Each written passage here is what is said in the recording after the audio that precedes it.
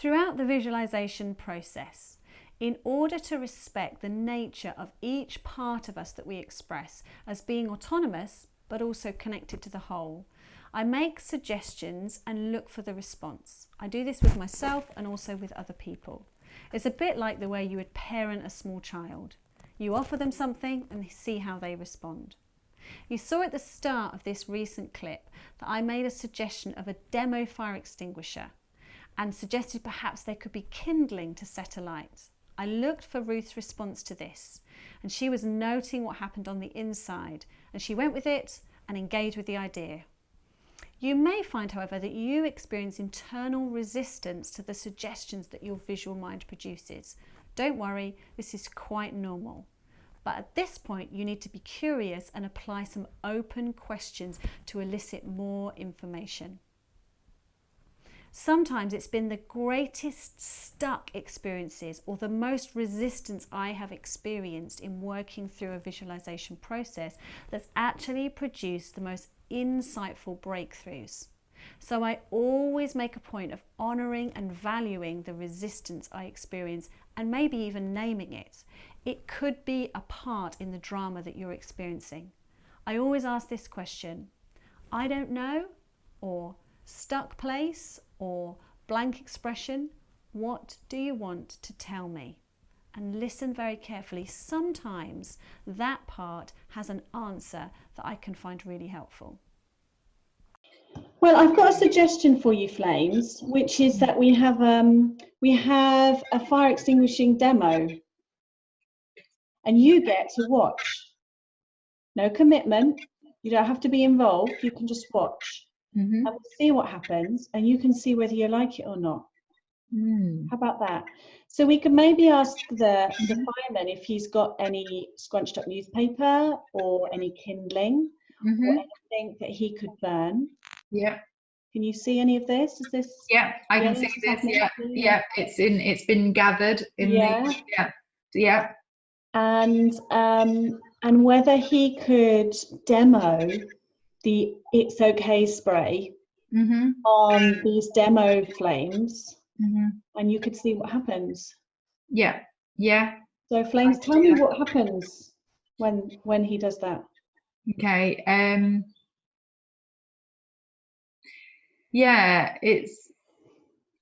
Hold on. That's an interesting one. Firstly, the kindling was lit, and then the fireman did his thing, and then it went out.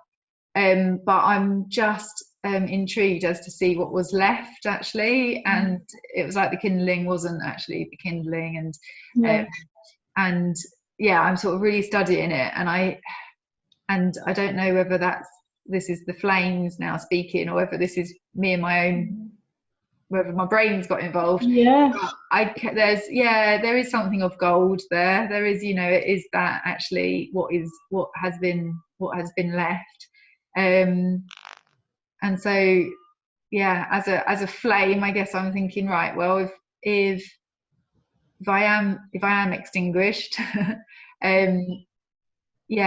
that would be okay if there was something of value left. And almost I can almost feel as a flame, like whereas I had felt I'm talking as a flame actually, whereas I had felt like quite a horrible thing, quite a horrible flame, like just wanting to consume. I can almost feel a softening, and actually kind of like, oh, okay, no one's spoken to me before, so now I'm beginning to understand and see kind of a bit of a better way, a bit of a different way of being. So I wonder then, Flame, if actually you were already changing. And whether if you look down and you noticed who you are, tell me, what do you see? Do you still see flames? I do. I see it changing, and I'm the same. It's almost the flames being the red and the gold, And I'm not sure whether it's flames, or I'm not sure whether it already is the gold, actually, whether it's yeah, whether actually like the base is solid gold, and then it's just the sort of finger tips up the top that are still the flames. But that, yeah, as a flame, that excites me, because actually my flames have always been swayed by any winds, and kind of they go where other people sort of lead them, but actually there's something very solid about being gold. Yeah. That's sort of been turned into gold. So yeah. So Ruth did a great job here of being the reporter and actually adopted the voice of the flames. She was acting in character and giving expression to what it was like for the flames to be in that situation. If you're using this visualization tool on yourself, it's a good idea to do that, to adopt the voice of the part that you are experiencing. Ask yourself the questions: how would it feel? What would you do? What would you say? How would you express yourself? What do you want you to know? Allow the part full expression through your body and your voice. Don't minimize. Don't dismiss if at all possible. Let the drama of your internal world play out here through the visualization tool.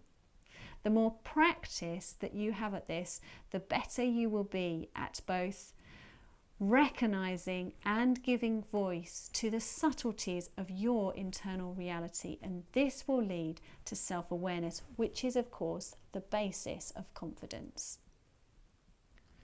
As I describe how the demo might work, I could see that Ruth was following in her imagination. The imagination was then inviting change inside of her, and she kept tracking with me about what she noticed in her internal world. At this point, her emotions were engaged, and if you look closely, you can see that mine were too. And she smiled as she noticed that the fire had already become gold and felt more solid to her. But it is easy to get derailed at this point in a visualization. If you have a frozen perception of what you were like, you can get drawn back in how you used to think, even moments before, or the way you used to behave. So it can be really helpful to speak out loud as you go through a visualization process. Even if I'm on my own, I will say the words so that I can notice the distinctions of how it feels and how it changes. It's another way of externalizing what's inside me so that I can objectively reflect on it and understand it better. In this next section, we're going to look at the role of gratitude and how it helps move the visualization process on.